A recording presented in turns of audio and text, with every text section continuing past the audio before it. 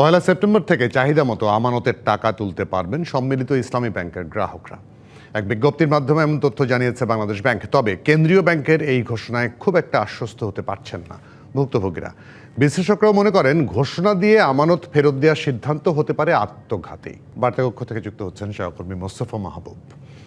মোস্তফা মাহবুব, খবরটা যেমন একদিক দিয়ে পজিটিভ বা ধরেন আনন্দের, তারপরেও প্রতিবেদনেই এক ধরনের আশঙ্কা তৈরি করা হয়েছে। আপনার বিশ্লেষণটা একটু শুনি।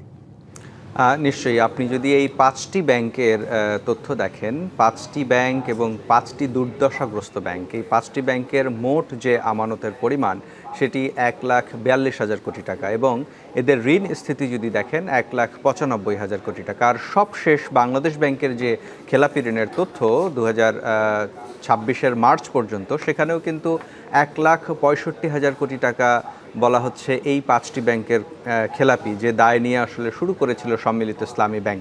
এই হচ্ছে তার আর্থিক কাঠামো। এখন যে ঘোষণাটি দেয়া হয়েছে, আমরা ভুক্তভোগীদের মতো আমরাও বিশ্বাস করতে চাই যে এই প্রতিশ্রুতি কেন্দ্রীয় ব্যাংক রাখবেন, কিন্তু বাস্তবতার কথা যদি আপনি আসেন, প্রায় ২ বছর ২.৫ বছরের ওপরে এই ভুক্তভোগীরা কিন্তু তাদের আমানত ফেরত পাওয়ার জন্য ব্যাংকের দ্বারে দ্বারে ঘুরছেন। এটি কিন্তু কোনো এটি তার নিজের টাকা, এমন নয় যে আসলে তারা ধার চাইতে যাচ্ছেন, তারা ঋণ চাইতে যাচ্ছেন, অন্যের কাছে দয়া দাক্ষিণার জন্য যাচ্ছেন। বিষয়টি কিন্তু তা নয়। বিষয়টি হচ্ছে আমানত রেখেছে গ্রাহক, চাহিদা মাত্র ব্যাংক সেখান থেকে সে ফেরত পাবে, সেরকমই কিন্তু শর্ত।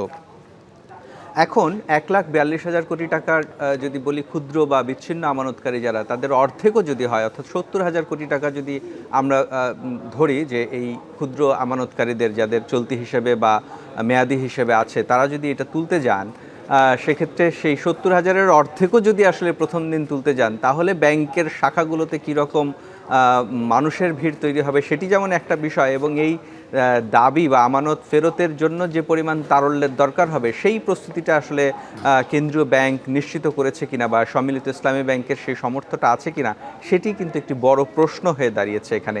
কারণ যখন একই সাথে সব বা বেশিরভাগ আমানতকারী যাবেন, তাদের সেই তারল্য ব্যাংকগুলোতে নেই, সেটি খুব আমরা দেখতে পাচ্ছি আসলে প্রতিবেদনগুলোতে। কারণ সেই তারল্যের সক্ষমতা যদি থাকতো, তাহলে কিন্তু ভুক্তভোগী গ্রাহকদেরকে দ্বারে দ্বারে ঘুরতে হতো না। আমরা এমনও দেখেছি যে ব্যাংকে তার জমানো টাকা আছে, কিন্তু বিনা চিকিৎসায় মারা গেছেন, এমন ঘটনাও কিন্তু সাম্প্রতিক সময়ে আমরা দেখেছি।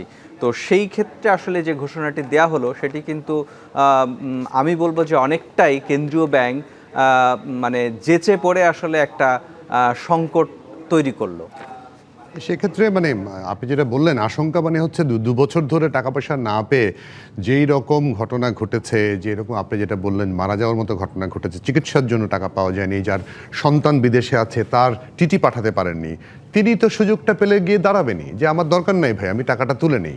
সেইটাকে চিন্তা করে নেই বাংলাদেশ ব্যাংক। না, সেই কথাটি বলছি। এই প্রসঙ্গে আমি আপনাকে আরেকটা উদাহরণ দিতে চাই। আমাদের প্রতিবেশী দেশের একটা উদাহরণ আছে এবং ব্যাংকিং খাতে এটি বেশ আলোচিত একটি উদাহরণ। সেটি হচ্ছে ভারতীয় ব্যাংক আইসিআইসিআই। একবার এক রাতের অন্ধকারে এইরকম একটা গুজব উঠলো যে আইসিআইসি ব্যাংক দেউলিয়া হয়ে গেছে, এবং আপনি জানেন কিনা যে সেই সময়টিতে আমরা দেখেছি মাঝরাতেও আসলে ব্যাংকের বুথের সামনে, ব্যাংকের শাখার সামনে গিয়ে কিন্তু লক্ষ লক্ষ গ্রাহক তারা দাঁড়িয়েছিল তাদের আমানত ফেরত নেওয়ার জন্য। এই রকম একটা সংকটের সময় আমরা দেখেছি যে ব্যাংকটি কিন্তু তার সর্বোচ্চ চেষ্টা করে আমানতকারীদেরকে কিন্তু তাদের আমানত ফেরত দিয়েছেন, এবং সেই সময় আমরা দেখেছি ভারতীয় কেন্দ্রীয় ব্যাংক তাদের পাশে খুব জোরালোভাবে ছিল, এবং পরবর্তীতে আসলে যখন প্রত্যেক গ্রাহক তার চাহিদা মতো আমানতের টাকা ফেরত পেয়েছেন, এবং তারপর ধীরে ধীরে কিন্তু এই ভুল বোঝাবুঝির অবসান হওয়ার পরে বা গুজব এটি জানার পরে কিন্তু আবারও সেই গ্রাহকরা ফেরত এসেছেন ব্যাংকে, এবং যেটি হয়েছে তাদের আস্থা বেড়েছে, এবং সেই ব্যাংকটি কিন্তু এখন খুব ভালোভাবেই কাজ করছে।